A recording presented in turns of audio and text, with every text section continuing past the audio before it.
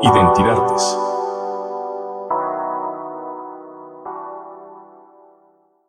¿Qué tal? Es un placer saludarles en otra entrega de Identidades, este espacio que nos permite ahondar en temas de arte y cultura que atañen, por supuesto, al estado de Michoacán. Les saluda Francisco Bautista Rangel del Centro de Documentación e Investigación de las Artes de la Secretaría de Cultura de Michoacán. Y en esta ocasión me da mucho gusto saludar a nuestro invitado para conversar sobre la importancia de una fecha que sin duda continúa en el centro de permanentes reflexiones. Le doy la bienvenida a Octavio Murillo Álvarez de la Cadena, quien es licenciado en Restauración de Bienes Muebles por la Escuela Nacional de Conservación, Restauración y Museografía del Instituto Nacional de Antropología e Historia. Es director de acervos del Instituto Nacional de los Pueblos Indígenas, donde también fue subdirector de conservación y jefe del acervo de arte indígena.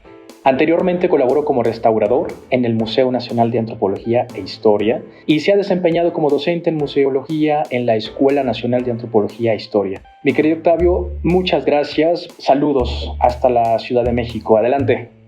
Hola Francisco, hola al público también que está tan interesado en este podcast, en un esfuerzo tan importante que está haciendo la Secretaría allá en Michoacán. Es un gusto para mí poder estar aquí con ustedes, Francisco, un gusto oírte como siempre. Ya sabes que tienen aquí en el INPI un amigo muy cercano y bueno, pues muchas gracias por la invitación. Al contrario, querido Octavio, bueno, pues vamos a platicar precisamente sobre la relevancia del Día Internacional de los Pueblos Indígenas, que cada 9 de agosto nos permite replantear algunos términos y bueno, también es ineludible el tema de las circunstancias históricas, culturales, sociológicas y etnológicas de grupos y de comunidades que se autoafirman como pertenecientes a una matriz local, regional, de usos, de costumbres ancestrales, con una cosmovisión y una lengua propias. En fin, platícanos sobre estas aportaciones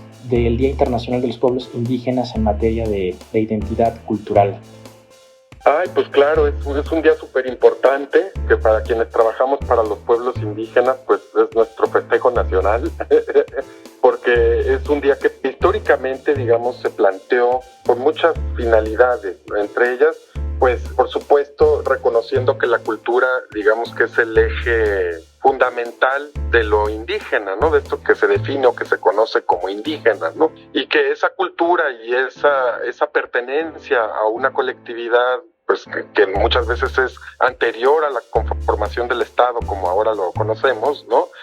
Pues ha permitido también fortalecer los procesos, digamos, de autodeterminación y autogobierno de los pueblos, ¿no? Entonces yo creo que por ahí van los aportes hacia la identidad cultural que ha tenido la celebración, la conmemoración de este importante Día Internacional. Digamos que el hecho de que exista un día, porque bueno, pues ustedes saben que existen días para todo, ¿no? Y que son días que muchas veces tienen la finalidad de visibilizar, ¿no? De reconocer, entre otros sectores de la sociedad, digamos que siempre son mayoritarios en este caso, ¿no? Una figura social de interés o de importancia, en este caso, pues son los pueblos indígenas. El reconocimiento del día, pues permite esa visibilización hacia la sociedad en su conjunto, pues de la diversidad indígena que hay en este país, que además constituye uno de los mayores activos, digamos, culturales, capitales culturales, como se llaman ahora también dentro de este país, una de las grandes riquezas. Pero más allá de verlas solamente como un asunto de riqueza cultural por ojos de los externos, la visibilización de este día permite a las propias comunidades pues tener mejores elementos para su autodeterminación. Cuáles son las prácticas que les dan identidad, cuáles son los sistemas de gobierno tradicional, cuáles son aquellas formas tradicionales de organización que muchas veces se llaman como sus usos y costumbres, etcétera. Y esto es lo que es más importante, yo considero, para el día. O sea, lo que impacta, digamos, dentro de las propias comunidades indígenas, no lo que impacta hacia afuera. Exacto, y circunscribiendo un poco más esta fecha y su importancia en nuestro país, que bueno, tiene numerosas particularidades, numerosas resonancias. Una de las más complejas, que es la resistencia histórica que toca estas fibras de cohesión social, que toca estas fibras también de pertenencia. Desde tu opinión, ¿cómo podríamos releer esta circunstancia? ¿Crees que todavía podemos hablar de la continuidad de ciertos mestizajes en una era que podríamos decir plena era digital y de intercambios culturales que son globales? ¿Crees que todavía podemos hablar de estos intercambios? ¿Cómo podrías tú plantear esta circunstancia? Bueno, pues no sé si como mestizajes o no. Hay que entender que las culturas de los pueblos indígenas, pues como tal, pues están en constantes transformaciones, que la cultura de cualquier grupo humano o sociedad, pues está siempre incorporando, analizando y desechando elementos en un dinamismo que es permanente, ¿no? Y que es inagotable y que además es deseable. Pensar en las culturas indígenas como sociedades atrapadas en el pasado, pues es un grave error, ¿no? Que luego mucha gente piensa que los indígenas pues tienen prácticas muy, muy antiguas. Sí, pues sí tienen muchas prácticas, pero estas prácticas pues se han ido reformulando con el paso de los años, de las décadas, de los siglos e incluso de los milenios, ¿no? Si ya nos vamos más atrás. Entonces, en esta era, como dices, era digital, pues más bien en esta época que es totalmente mundializada, digamos, globalizada, muy contemporánea, pues también forman parte las culturas indígenas de estos procesos. Entonces, por supuesto, son las propias colectividades indígenas quienes van a seguir decidiendo cuál va a ser el rumbo de su propia historia, ¿no? De su propio presente y de su futuro, ¿no? O sea, ellos tienen, pues como todos, los mismos derechos y van a estar incorporando algunas cosas que pasan, digamos, a nivel global, y van a estar desechando cosas a lo mejor que la gente suele asociar con lo tradicional. Muchas veces, por ejemplo, la pérdida de la vestimenta tradicional se ve como una pérdida, cuando en realidad pues es una decisión de las propias culturas, ¿no? Dejarla de usar, etcétera. O de las lenguas, lo mismo. Obviamente tienen que ser decisiones consensuadas, ¿no? Y decisiones conscientes de lo que implica valorar dentro de las mismas comunidades pues las expresiones culturales. Entonces, pues sí, no sé si la palabra sea mestizajes, pero sí, los pueblos pues están constantemente cambiando. Lo que no cambia es ese sentido de pertenencia, que eso es lo que es pues muy interesante, porque incluso gente que ha perdido partes de las expresiones que tradicionalmente se asocian con la pertenencia o no a un pueblo, pues hay muchas sociedades, muchos grupos, también individuos que se asumen en una identidad indígena, y eso genera procesos que también a veces son muy novedosos de reconstitución, en fin. Entonces es necesario entender en conclusión que los pueblos están en constantes transformaciones y que ellos van a decidir qué es lo que incorporan de un sector o del mundo completo, ¿no? Dentro de sus culturas. Y bueno, pues eso es muy, muy enriquecedor, yo creo, porque además si los pueblos no hubiéramos tenido una historia así, de estar incorporando elementos, apropiándose en el sentido positivo de ciertos elementos, pues no serían lo que hoy son, ¿no? Sino que serían diferentes.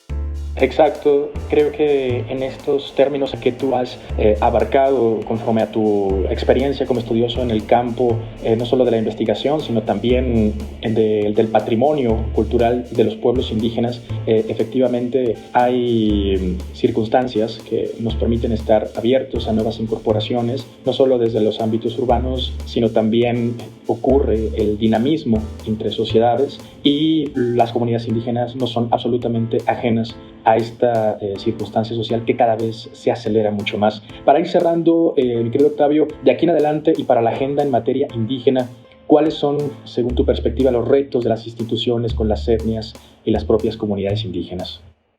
Bueno, pues son muchos, o sea, son todos, porque hay que remontarnos también un poco a la historia de las políticas aplicadas alrededor de los pueblos indígenas, que han sido, no lo digo en un sentido negativo, porque no tendría caso calificar la historia, sino como en un sentido lo más objetivo que yo pudiera dar, pues han sido muy asistencialistas, ¿no? O sea, han sido ver a las culturas indígenas como una otredad, como una cultura subalterna a una cultura hegemónica, y como tal, pues son culturas que han sido menospreciadas por todos los sistemas, ¿no? Eso es un asunto real, histórico, Y ahora vivimos una situación bastante diferente, porque digamos que los pueblos indígenas tienen ya un marco, digamos, legal y jurídico que los pone en igualdad de circunstancias que cualquier otro grupo, que cualquier otra persona en términos jurídicos. Y eso es muy importante porque ya finalmente eso es un primer paso. ¿Cuál es el problema de esto? Que es que todavía no existe la práctica por parte de la sociedad. Igualdad de reconocimiento hacia los pueblos. Reconocimiento me refiero a la diferencia, de reconocimiento a la diversidad. Esa práctica pues todavía no se vive como está escrita en las leyes. Y eso es un gran reto en el que las instituciones tenemos que trabajar. Esto es muy importante, por ejemplo, la labor que ha hecho el INPI, el Instituto Nacional de los Pueblos Indígenas, que es la institución donde yo trabajo, porque se está dotando de una figura jurídica a colectividades. ¿Y cuál es el asunto aquí con esto de otorgarle una figura jurídica como una persona, digamos, a una colectividad? Pues eso ha sido muy complicado, porque todo el derecho se basa casi en la individualidad de las personas, ¿no? Entonces entender a los pueblos como, y a las comunidades indígenas y afromexicanas también, como el sujeto de derecho colectivo, ha sido un paso bien difícil, y yo creo que las instituciones es hacia donde van a tener que ir orientando su práctica hacia el futuro, porque, por ejemplo, este reconocimiento a la figura colectiva de los pueblos pues va a ser algo fundamental en lo que tienen que trabajar las instituciones. Y bueno, en materia de patrimonio cultural esto no es menos importante, o sea, es uno de los rubros en los que las políticas de las instituciones se tienen que orientar, políticas y acciones, ¿no? Porque luego a veces pensamos en política como un asunto que nadie quiere, y pues sí, nadie lo quiere, pero más bien es la acción hacia los pueblos indígenas. Es muy importante el reconocimiento de esta diversidad cultural, y también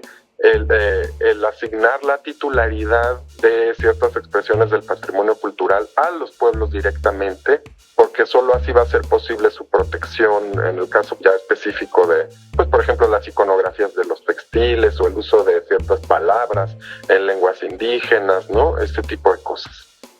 Claro, yo creo que en cada uno de los andamiajes, en cuanto a las instituciones, podemos resumirlos también en el debido acompañamiento a las propias comunidades indígenas, siempre y cuando ellas estén en el mejor afán de participar en cada uno de estos programas que tú has comentado, en cada una de estas posibilidades de coexistencia entre las autoridades de un contexto de otro, siempre a favor del patrimonio, de los saberes, del campo, de las tradiciones, y que ello pues obviamente da pie a que la investigación se enriquezca, la promoción cultural y la divulgación también tenga un campo de acción que refieren tanto al trabajo de instituciones como de las propias etnias.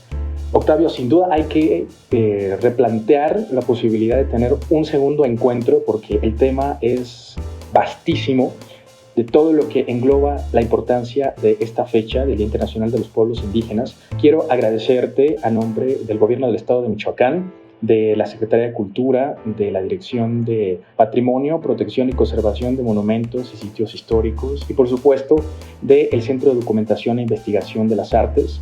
Querido Octavio, muchísimas gracias. Ay, Francisco, pues al contrario, gracias a ti, gracias a todo el gobierno de Michoacán por este espacio, de verdad, son amigos ustedes, ya saben que con todo cariño, y claro que sí, estamos abiertos a cualquier otra ampliación de información o de dudas, ya quién sabe, pero es un gusto estar contigo, Francisco, de verdad. Muchas gracias por esta posibilidad de enlazarnos hasta la Ciudad de México, y a la espera de tener un próximo encuentro, que se despide Francisco Bautista Rangel en esta entrega de los podcasts relacionados al arte y la cultura de Michoacán, una producción del Centro de Documentación e Investigación de las Artes. Mientras tanto, gracias y pásenla muy bien. Michoacán, honestidad y trabajo.